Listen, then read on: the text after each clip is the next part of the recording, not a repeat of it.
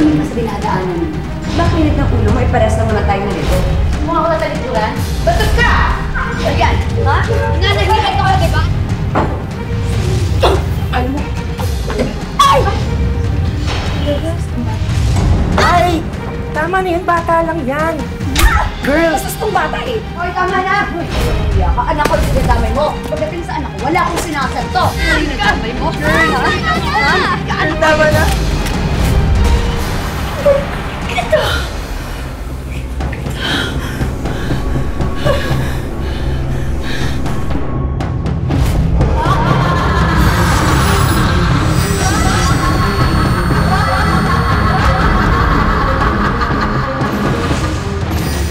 Yung mata ko, nahirapan ako. Yung paa ko, nahirapan ako humiga. Balisa ako, iba ang pakiramdam ko. Saan na ang gagamot? Kinulang daw ako.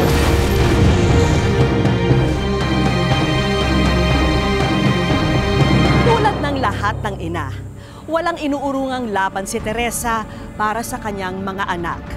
Pero paano kung dahil sa tapang na ito, ay siya naman ang mapahamak? Ang simpleng inggit at galit nga pa ay maaring humantong sa isang sumpa.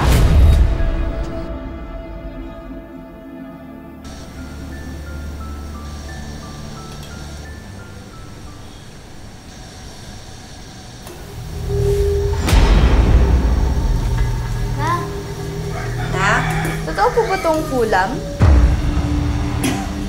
Kulam? Bakit mo naman natanong yan? Eh, pinapa-assign din po sa amin ng teacher namin. Ay nako anak, hindi totoo yung mga kulam-kulam na yan, ano. Gawa-gawa lang yan ng mga walang magawa sa buhay nila. Pero anak, alam mo kung ano yung totoo sa mundong ito? Ano po? Yung mga pangarap ko sa'yo. Sana balang araw, hindi lang puro noodles yung kakainin natin. Sana balang araw, nakapagtapos ka ng pag-aaral mo. At sana balang araw, mayaman tayo. Talaga po, Ma? Oo. Kaya nga pinagbubutihan ko yung trabaho ko sa factory para balang araw mag-promote ako.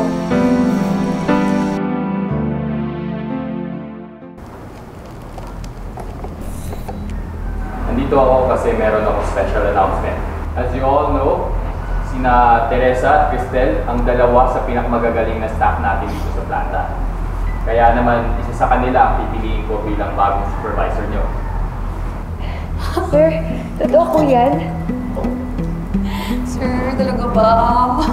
Yes. So, good luck. Sir, salamat po.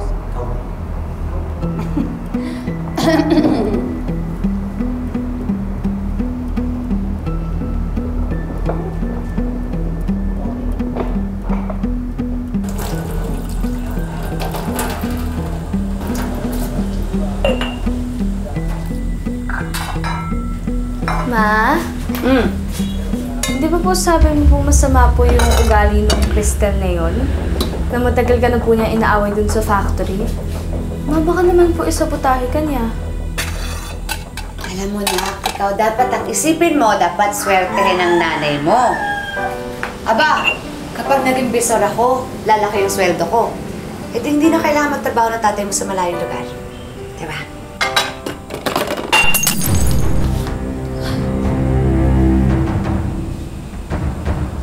Bakit anak? Mama, kasi po di ba malas daw po kapag nakabasag ka? May mangyayaring masama daw po sa'yo? Anak, ikaw talaga. Nung nakaraan, sabi mo, mangkukulam. Ngayon naman, pamahiin. Aba, nasusobrahan ka na ata kakapanood mo ng TV niyan. Sabi ko naman sa'yo, di ba, hindi totoo yung mga pamahiin na yan. At lalong hindi totoo yung mga mangkukulam. Mabuti pa, kunin mo na yung walis sa taspan para malinis natin to. Mamaya, mabubog pa tayo. Sige po, Ma.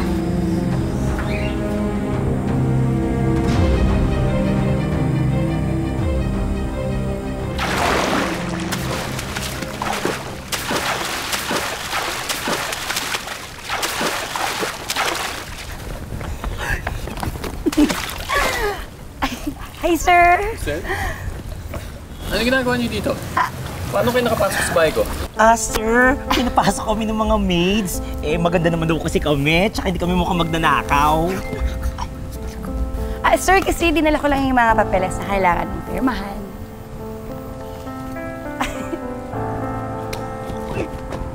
Actually, sir, alam mo, pinagluto kita ng lunch. Ayan. Masarap yan. Ako nagluto nito. Pwede natin kainin ng sabay. Kung gusto mo lang naman, sir, okay lang din sa akin. Masarap to. Cristel, I'm sorry. Pero ilang beses ko na rin ito sinabi sa'yo. Gusto ko na professional ang relasyon natin. Whether sa loob or labas ng opisina. Mabuti pa umuwi na kayo. Sir?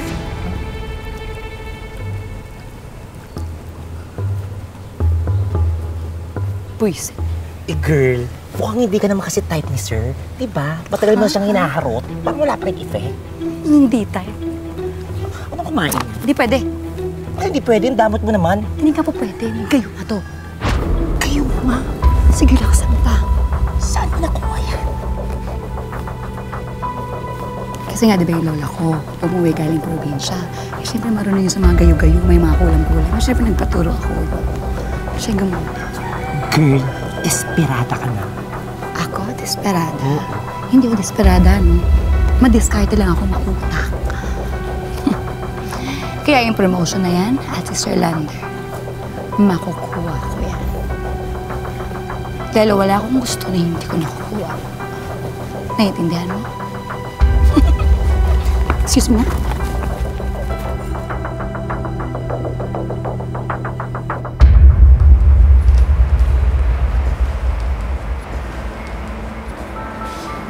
Uy, Teresa! Tapos lang kami mag-lunch at lahat. Hindi ka pa din kumakain? Traffic ka naman. Tama na yan. Kumain ka na. Nako, tatapusin ko lang itong mga inventory na to para naman hindi naman ma-disappoint sa akin si Sir Lander. Mas madi-disappoint ako kung may matay ka sa gutom dahil sa kakatrabaho. Ay, nako sir, okay lang po ako. Kailangan ko lang po talagang tapusin to. Kumain ka na muna, Teresa. Okay lang po, sir. Maunin. Ano po? Mamaya na yan. Samahan mo na lang muna ako sa kantin. Mag-lunch tayo. I-discuss na rin natin yung sales projection for next month. Sige ho. Tara na.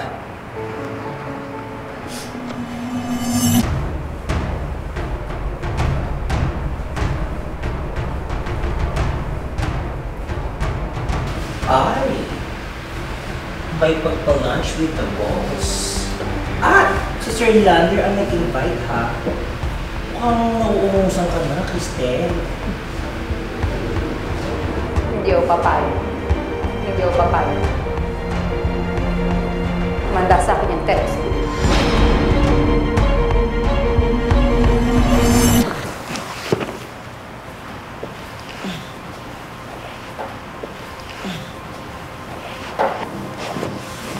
So, ano? Masarap pa yung kain niyo ni Sir kanina? Pwede ba, Cristel, nagtatrabaho ako? Alam mo, mukha nga eh. Sobrang sipag mo magtrabaho, pati si Sir tinatrabaho niya. No? Alam mo, sa lahat ng nagtatrabaho dito sa factory, ikaw yung pinakamadumi ang isip. Teresa, hindi mo dumiisip ko. Hindi lang ako tanga, hindi ko nakikita na nilalandi mo si Sir. Pwede ba? May asawa at anak na ako. Nagtatrabaho ako na maayos. Sino niloloko mo nga ako? Teresa, umamin ka nga. Bakit mo nilalandi si Sir? Siguro... letter A? Type mo siya? O baka naman letter B? Gusto mo ma-promote? Ay, baka naman letter C. All of the above. Hoy, mukha ko tatalikuran. Bastos ka! Mas bastos ka. Talaga ako pa bastos. Dito mo nagtatrabaho ako dito, di ba? Alam mo, ikaw, total, mahilig ka naman magmalinis, maligo ka ng sabon. Ba't hindi kaya ikaw ang Dapat ikaw ang maligo, ha?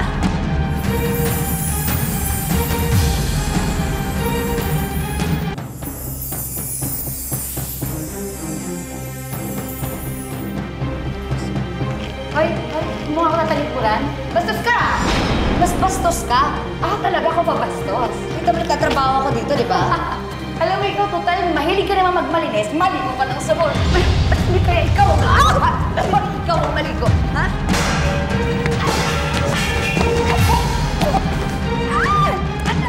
Bitawan mo!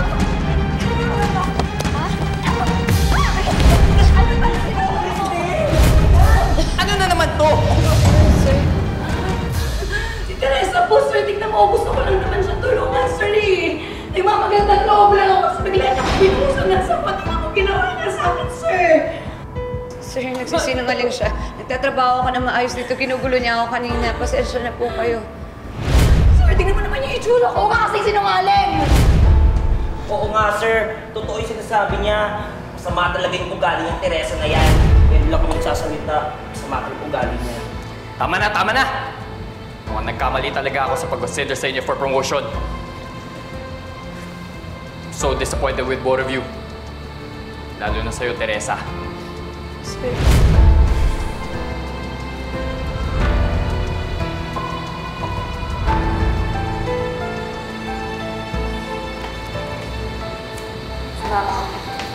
Halika na. Best actress!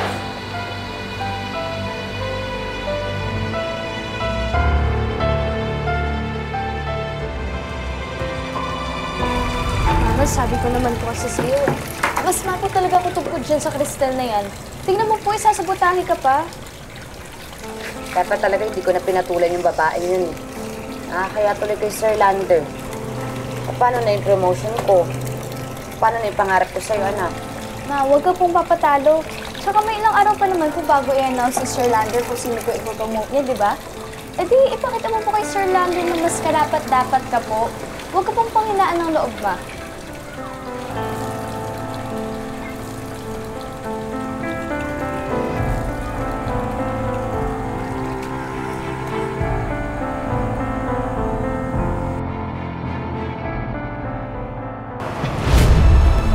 Tama.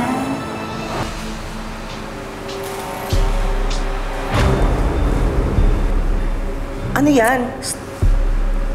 Kayo man na naman? Gusto ka maingay. Hindi kayo mato. Ang pasaway dito sa trabaho. Ginawa ng lola ko. Kaya alam mo ba, sure na sure ako na ako mapopromote bukas.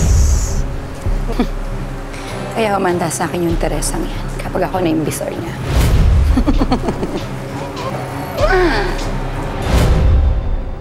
Pareho kayong dalawa magaling magtrabaho. Kaya naman nahirapan ako mag-decide kung sino ang pipiliin sa inyo. But I finally made up my mind last night. Congratulations.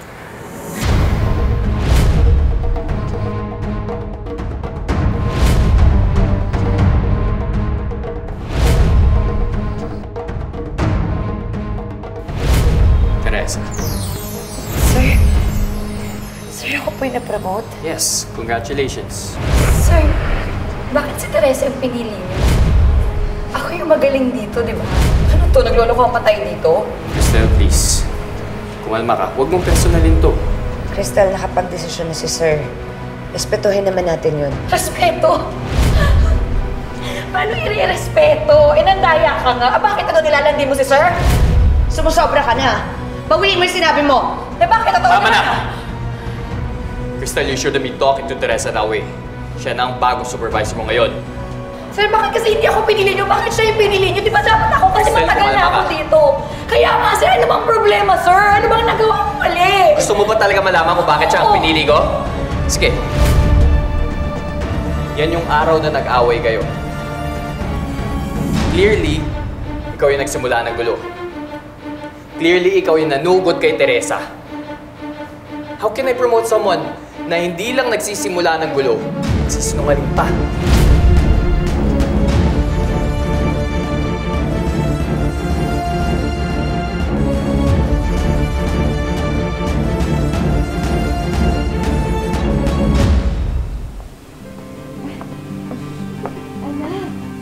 Mama! Anong ginagawa mo dito?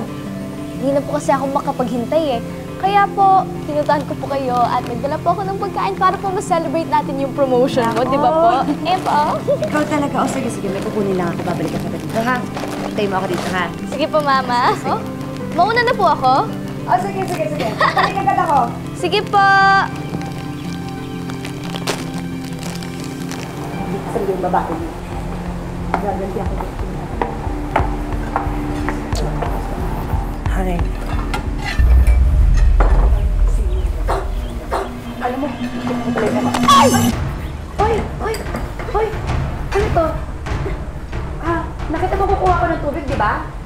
Pasensya na po, nabulunan lang po ako eh. Bulunan ka? Ano bulunan? Eh, nauuhaw ako. Gusto ko uminom. Pasensya na po talaga. Ang bata. Ay! Tinatalikuran mo. Kung nagsasalita ako, ha?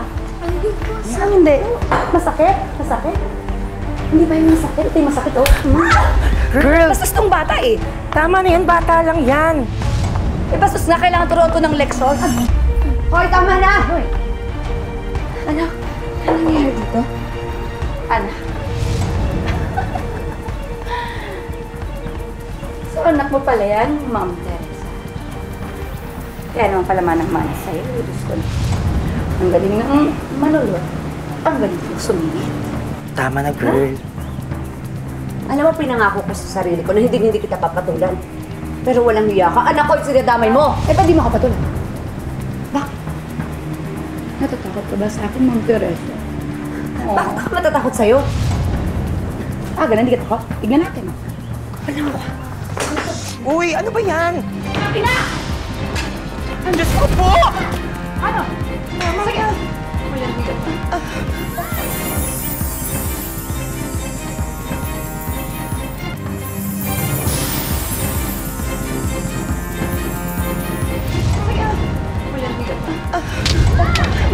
Ama na! Ama na! Ama na! Ba't ka nagkamay mo? Girl, ha? Tama na! Girl! Ay! Ano yung nangyayari dito? Si Crystal po ang nanunggol. Ayan yung sinasabi niyo, sir. Sir, hindi po totoo yun, sir. Hindi po totoo yung sinasabi nila. Huwag kayong magsinungaling, mga sinungaling kayo. Sir, di ba nakita mo ako yung nasa baba? Ako yung tinulak niya, sir, di ba? Wala akong ginagawa kahit ano. Ako yung biktima dito, sir. Crystal, pwede ba tigilan mo na yung pagsisinungaling mo? Suka-suka na sa'yo lahat ng tao dito sa ugali mo. Alam mo, sumasaw! Tama na sabi! Cristel, umalis ka na dito. Ayoko na makikita kita ulit dito. Sir, bakit? Bakit ako? Sir, please. You are fired. Kita!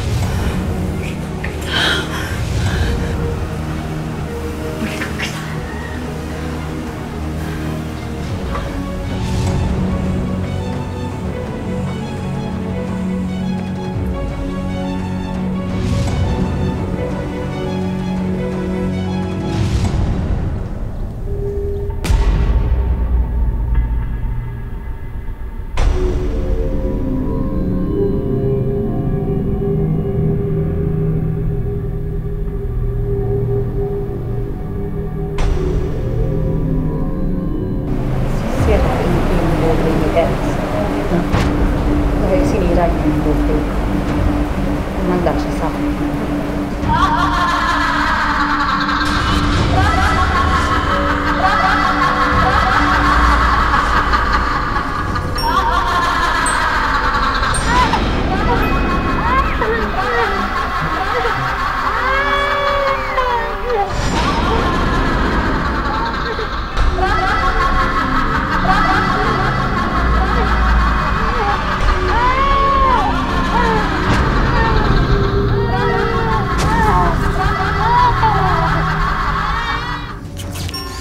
Sa paglipas ng mga taon, ang simpleng pananakit ng tiyan ni Teresa ay nauwi sa unti-unting pagbabago ng kanyang itsura. Yung mata ko, nahirapan ako. Yung paa ko, hindi ako nahirapan na humiga. Balisa ako, saan na ka manggagamot, sinulan daw ako. Kasi kahit saan namin siya dalhin na doktor, kahit pa inumin ng gamot, walang pagbabago. Parang lalo pa siyang lumalala. Dahil sa kanyang sakit, ang dating pursigido at palabang si Teresa ay nakaupo na lang ngayon sa isang sulok.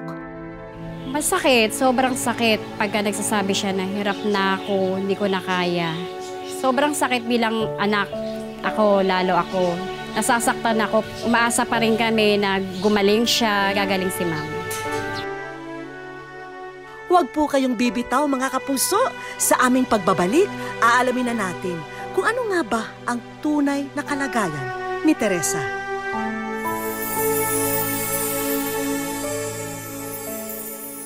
Wish ko lang, pangarap mo ay magamit. Wish ko lang, pag-ibig sana ay manaig. Wish ko lang.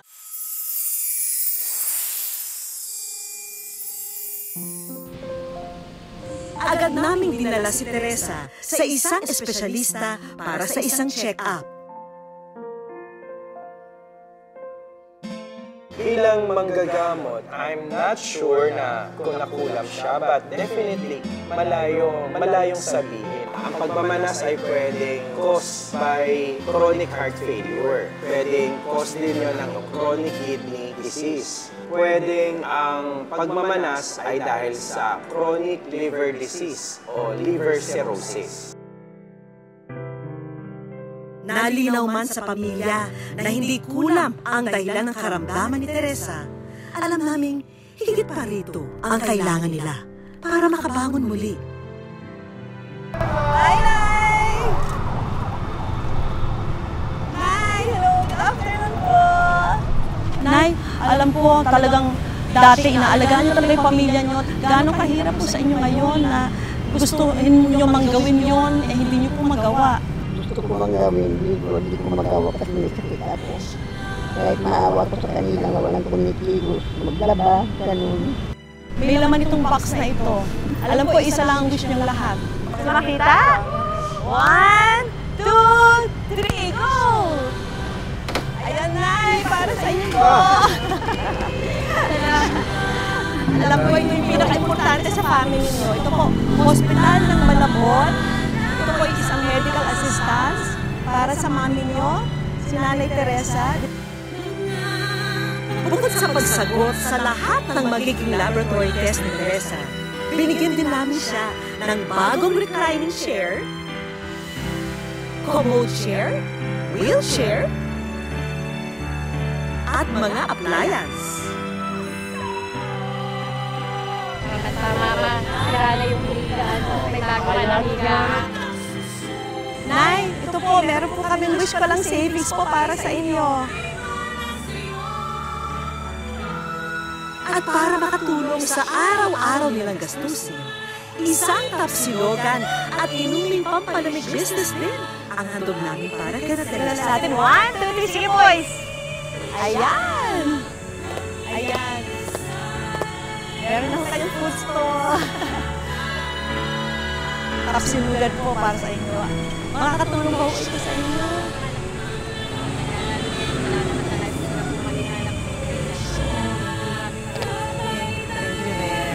Tapos ito po yung cellphone at yung pocket wifi para makapag-online selling na ho kayo nitong mga products na ito.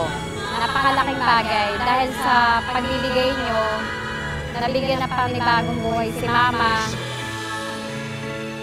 Tila masamang panaginip man ang pinagdaanan ni Teresa. Pinatunayan nilang walang sakit o sumpa ang makakasira sa kanilang pagmamahalan bilang isang pamilya. Mga kapuso, lagi po natin tatandaan, hanggat hindi tayo napapagod humiling at maniwala, hindi po tayo mapapagod lumaban sa buhay. Ako po si Vicky Morales at ito po ang bagong Wish Ko Lang!